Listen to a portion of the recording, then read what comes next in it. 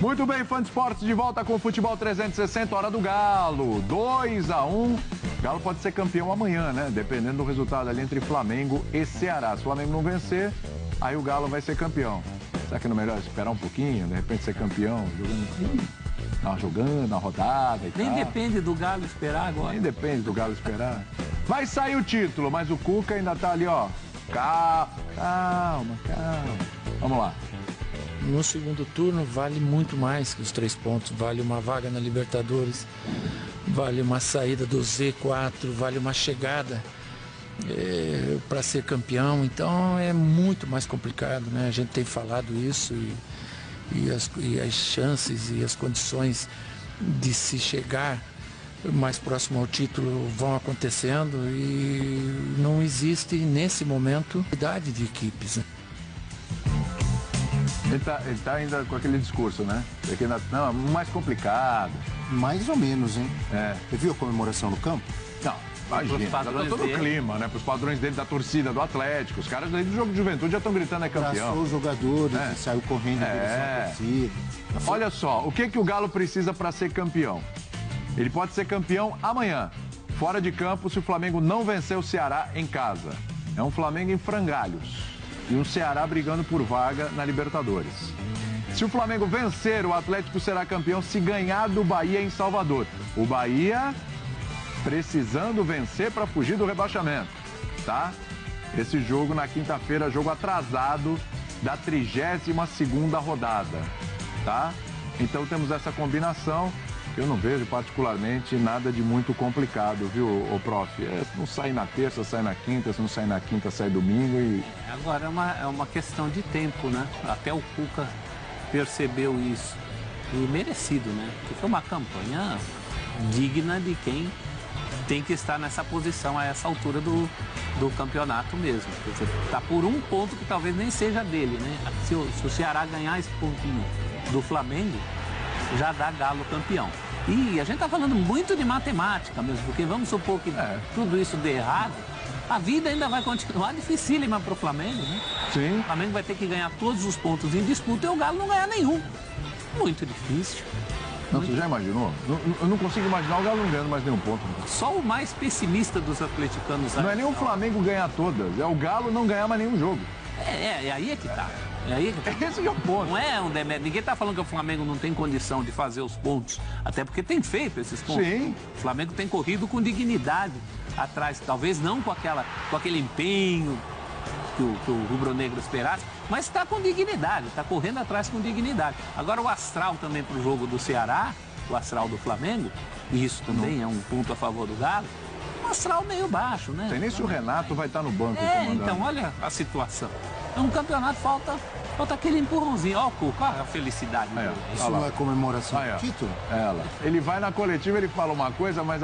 Não, ele vai dizer, você vai perguntar. Se o Cuca estivesse aqui agora, em entrevista com a gente, você ia perguntar pro Cuca, Cuca, isso é comemoração de título? Não, isso é comemoração pela vitória, porque é mais um degrau que a gente eu até entendo, né? Não sei o quê, ele vai falar isso. É a chance de fazer em casa, né?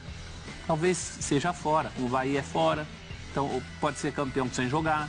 Pode ser campeão longe da massa, né? Que está esperando há tantos anos. Gente, 50 anos. A gente vai falar do Reinaldo aí, né? Foi emocionante ver o Reinaldo. Porque eu que acompanho o futebol desde 1978, sei bem o que é essa saga do Galo atrás desse título. E o Reinaldo tem muito a ver com isso, sabe? Sim. Reinaldo tem muito a ver com isso. As pessoas talvez não tenham a ideia do que foi o Reinaldo para o Atlético Mineiro.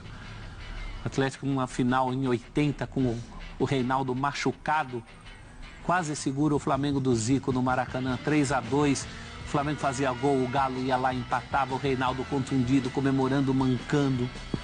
Então, antes, em 77, o Reinaldo tinha feito um campeonataço pelo Atlético Mineiro. Pode pôr a imagem do Reinaldo, inclusive, quando o professor fala, viu? Podemos jogar aí. Aí perde nos pênaltis para o São Paulo. Então, olha, eu não quero cometer injustiça com ninguém, mas se tem alguém que merece vibrar com esse título brasileiro, é esse senhor, hoje um senhor, né? Eu ia dizer este rapaz.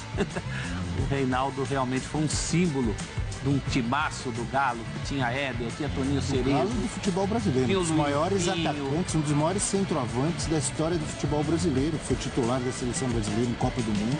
O Tele dizia demais. O Tele dizia que foi o maior jogador que ele já treinou. E olha que o Tele treinou Zico, Sócrates, Falcão, seleção de 82, antes, depois, São Paulo do Raí.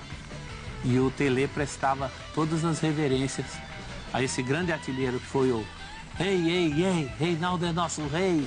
Era tá irrequieto ali, né? Tá tenso, problemas tá pra lá, de lesão no joelho, senão teria ainda atrapalhou muito demais. Jovem, muito jovem, já não tinha os meniscos. Os meniscos eram o grande terror dos anos 70 e 80. Hoje em dia não se fala mais de menisco, fala de ligamento. Ligamento, hoje é outra coisa.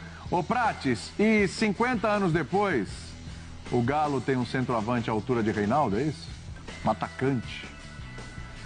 Não, calma, muita calma nessa hora, William. A altura. Não dá pra comparar. Não falei que é melhor, que é mais ídolo, eu falei só a altura. Não, nem no mesmo nível. Não começa, William. Altura, eu nem vou deixar você concluir, William, pra você não cometer essa heresia.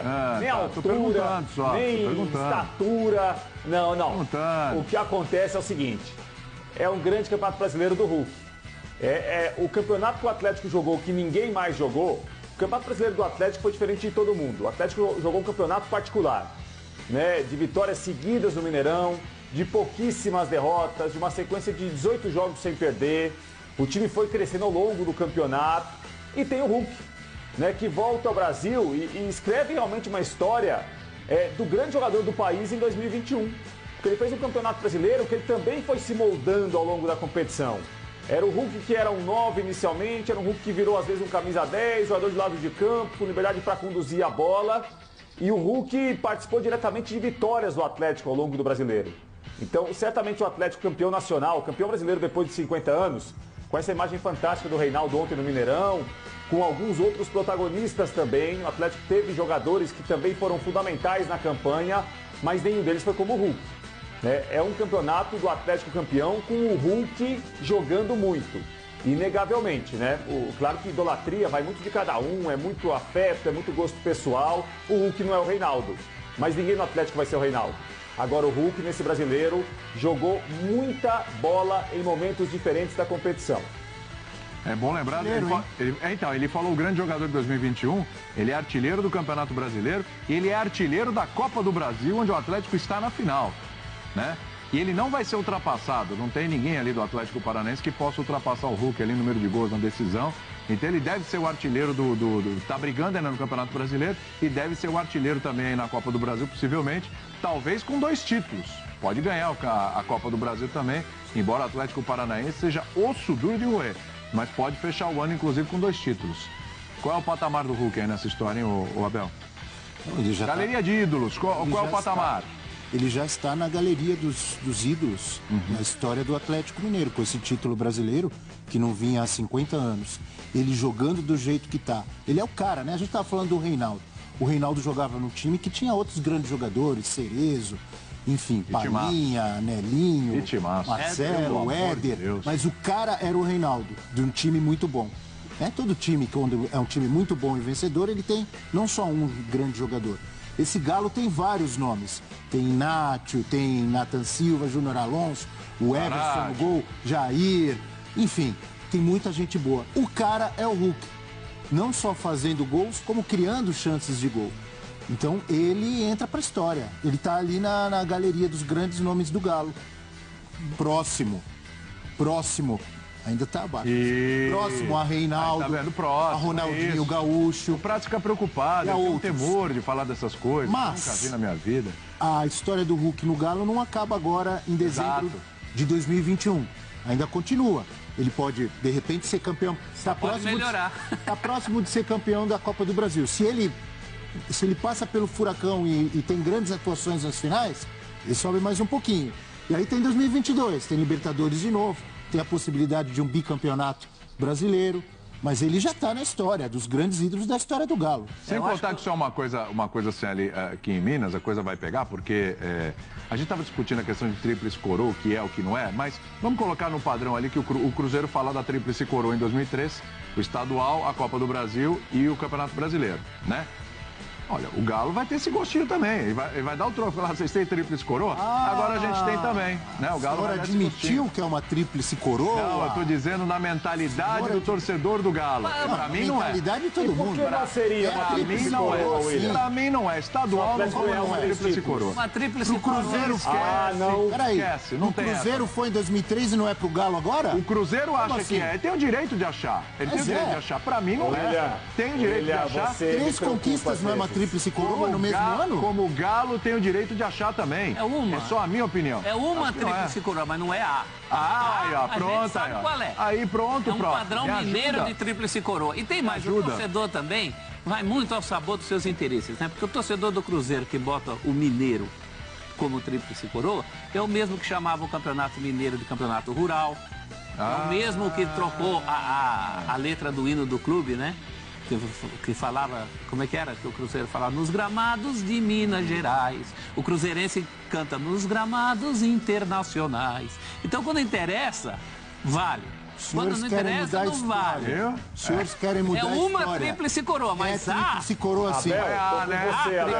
Mas é tríplice coroa sim. Não é esse papo não. Eu quero ver Copa do Brasil, Campeonato Brasileiro e Libertadores, que é uma coisa impossível por calendário, tudo é complicadíssimo. Eu quero ver essa tríplice coroa.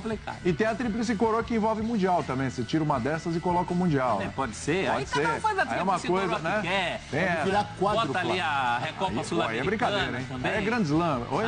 Você pode botar Recopa Sul-Americana, Libertadores e Mundial. Uma tríplice coroa que o Corinthians ganhou e que nunca ninguém falou nada. Vocês me permitem? Permito. Vou até tirar o óculos. Por favor. Nossa, que charme, hein? Parabéns, torcida do Galo, pela tríplice coroa em 2021, repetindo o feito do Cruzeiro 2003. Merecido. Não. Parabéns. Mas peraí, o Galo então já é campeão da Copa do Brasil? Não. O Galo já é campeão da Copa do Brasil? Não. Você falou. Parabéns pela tríplice coroa. Se ganhar a Copa do Brasil. Abel, você foi mal, Abel. Eu não menosprezo o Furacão, não. Abel, sabe que você pareceu agora? Prates, tá vendo? Só depois eu sou ansioso. O cara já cravou o Galo campeão da Copa do Brasil. Agora, Abel? Corrigindo, peraí. Deixa eu tirar o óculos e olhar pra câmera aqui. Segunda chance pro Abel Neto valendo. Deixa eu tirar o óculos aqui e olhar pra câmera. Se o Galo ganhar a Copa do Brasil do Furacão, que não está ganha, terá a tríplice coroa de... Vocês me induziram ao erro. O Atlético Paranaense só não está atrás de uma tríplice coroa porque perdeu a coroa mais michuruca, que é o Paranaense. É verdade. Senão ele também tinha uma tríplice coroa. O senhor está chamando o Campeonato Paranaense de michuruca. Isso. Sim. Tá bom o negócio em relação... Tá bom o negócio hoje Não tem dúvida nenhuma. Vocês estão fazendo amigos. Os títulos é uma michuruca. Fazendo amigos, hein? Parabéns. O Atlético é o primeiro a assumir isso quando joga o time sub-20. E ganhou. E foi campeão. Ganhou no outro ano, No outro ano. Nesse perdeu. Valia um tri pro Atlético esse ano. O Prates queria falar alguma coisa, o Vinícius quer me dar algum recado aqui. Fala, Prates. Fala, Vinícius, no meu ouvido.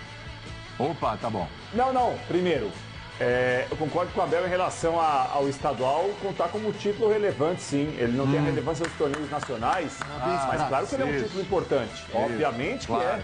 Ué, você está entrando no campeonato estadual, você vai ganhar, não vou comemorar. O Paranaense que você falou joga com o Sub-23. Claro que é, professor. Por que não? Peraí. Você está falando de duas coisas diferentes. Título relevante é uma coisa. Entrar na tríplice coroa é outra. É outra. Concordo. Ninguém está falando que não é relevante. Todo título é relevante. Só não é da tríplice coroa. Fala, Prates. Fala que eles não querem deixar...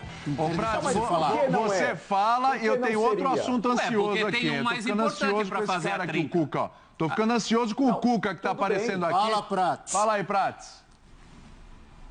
Não, que eu concordo com o Abel que se o Atlético ganhar, vai ganhar o Brasileiro e se ganhar a Copa do Brasil, o Atlético terá a tríplice coroa de 2021, sim. Por que não terá?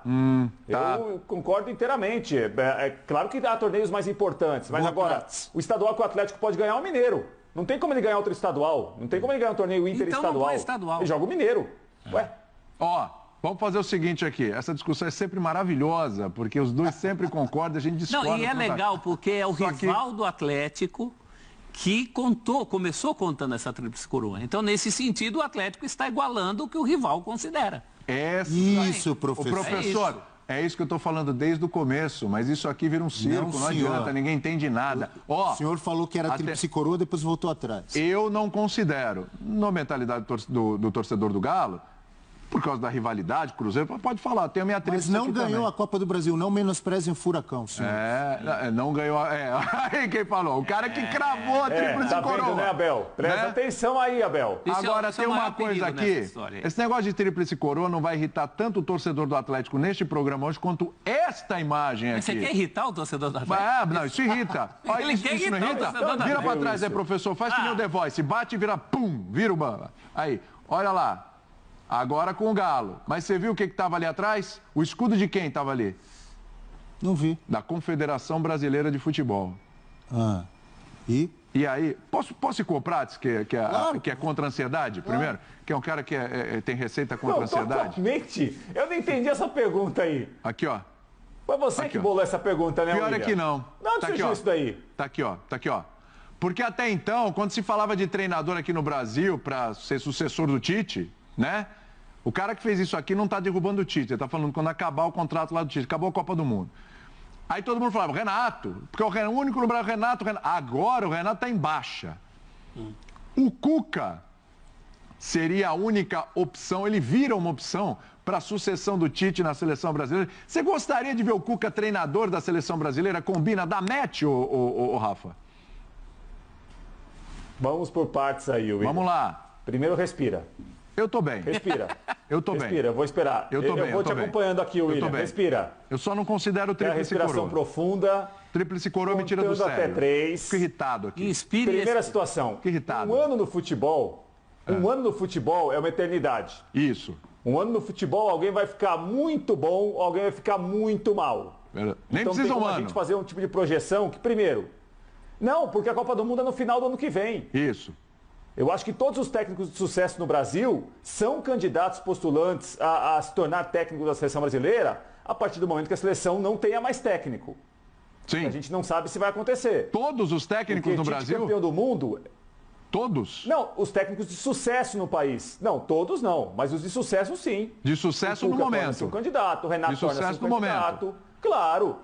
Por exemplo, e daqui um ano. Por exemplo, se o Tite amanhã, a Copa fosse agora no final do ano, o Brasil ganhou, perdeu, enfim, o Tite vai embora. Hoje, seria o Cuca? Não, ele é uma das opções, William. Quais são as outras? Ele é uma das opções. Eu não acho que eles... Não, acho que o Renato é uma opção. É mesmo? Hoje seria uma opção? Técnicos de sucesso no país... Claro, William. Se o técnico faz sucesso no país, mesmo que ele tenha perdido um título há 2, 3, 4 dias, uma semana, ele é um candidato. Então, mas o ano do Renato... O ano do Renato, Prado, não é questão de uma semana, é o ano do Renato, hein? Eliminado na pré-Libertadores pro Del Valle com o Grêmio, ele cai do Grêmio, aí ele vai pro Flamengo, aí no Flamengo ele é eliminado na Copa do Brasil, 3-0 pro Atlético Paranaense, ele perde a Libertadores pro Palmeiras na decisão, que é o principal rival a interestadual, e o desempenho no Campeonato Brasileiro ficou aquém do que se esperava. A gente tem várias coisas que a gente pode pontuar, de lesão, de calendário, um monte de coisa. Mas tem o dedo do Renato também. Quer dizer, esse ano do Renato não foi legal, hein? Aliás, o anterior já não tinha sido bom com o Grêmio também, hein? Não tinha sido bom no Grêmio não, William. Mas o Renato é um assunto mais complexo. Porque o Renato, se a gente se apegar aos resultados, você tem toda a razão. Se a gente se apegar ao que o Flamengo jogou na final de 21 e na final de 19 de Libertadores, é outra conversa. É outra conversa. Mas isso é um assunto, como diz outro, para outra hora. Isso. Agora, William, os técnicos de sucesso no país, e o Cuca está entre eles já há algum tempo, e faz um trabalho muito bom no Atlético, campeão brasileiro, que vai jogar uma final de Copa do Brasil, os técnicos de sucesso no país, todos são postulantes, e o Cuca é um deles. Agora, eu acho que daqui a um ano, o nosso papo pode ser outro. Porque a gente muda a cada semana. Claro. Então, assim, o Tite saiu amanhã da seleção brasileira, o Cuca é candidato? Claro que é candidato. Ele é um técnico que faz sucesso. Faz campeão brasileiro de novo, pode ser campeão na Copa do Brasil. Isso daí eu acho que me parece que é natural. Agora, daqui a um ano pode ser outra coisa, William. Projetar futebol brasileiro daqui a um mês ninguém consegue. Daqui a um ano, então, nem com bola de cristal, viu, William? Mas e se fosse hoje, hein, prof? Então, eu acho que aí tem um vácuo. Acho que é em cima desse vácuo que a gente está trabalhando, né? Precisa de um nome, quer dizer, o Renato... Eu tenho dificuldades aqui para imaginar vários nomes. Eu tô com extrema dificuldade. Então, o Renato treinador brasileiro. Vamos tentar desvincular um pouco dessa coisa do resultado. Resultados à parte, hoje, o Renato não é um técnico confiável do ponto de vista de montar um time. Nem no clube dele ele está conseguindo isso. E eu vejo o Cuca como um técnico mais equilibrado entre defesa e ataque. Desse tipo de trabalho que eu estou falando. Então, numa seleção brasileira, houve um tempo em que eu tinha me rendido ao renatismo, né? Totalmente renatizado. Achava, puxa, que legal, os jogadores ficam alegres com ele, né? Ele traz a felicidade, ele é um cara que até pela posição em que jogava, não é um retranqueiro, é um cara que propõe um jogo mais para frente, mas eu acho realmente pouco para a seleção brasileira um técnico que não consegue fazer um time equilibrado. Neste momento, o Cuca está fazendo um time equilibrado. Já passamos outros momentos, passamos momentos de depressão do Cuca e do Renato em alta, goleando todo mundo. É disso que eu estou tentando me desvincular. Primeiro que a concorrência no Brasil não está tão grande assim, não tem tanta gente para você botar no lugar do Tite. Então, claro que, obviamente, o técnico, o campeão brasileiro, fazendo o trabalho que o Cuca fez, mas até vice-campeão sul-americano com o Santos que ele tinha na mão. Tudo isso credencia. São 2 anos muito bons. 2 anos muito bons contra 2 anos muito ruins do Renato. É isso que explica essa virada proposta aqui no nosso GC. E aí, Abel está pensativo, está olhando ali. O momento do Cuca, inegavelmente, é melhor do que o momento do Renato, né? O professor destacou bem, não só pelo trabalho no Galo, mas o trabalho recente no Santos foi muito bom, com menos recursos. Tinha bons jogadores no Santos também, mas era um trabalho muito mais difícil, com um elenco mais reduzido, com mais garotos, com problemas de salário. Ele fez um trabalho excepcional, ficou próximo ali de um título de Libertadores, né? Que recentemente fez bom trabalho no Palmeiras. Teve altos e baixos ultimamente na carreira? Tem, na volta ao Palmeiras não foi tão bem. São Paulo. Teve uma passagem pelo São Paulo que não foi tão boa, mas qual técnico que não tem altos e baixos? Até os grandes nomes do futebol internacional também.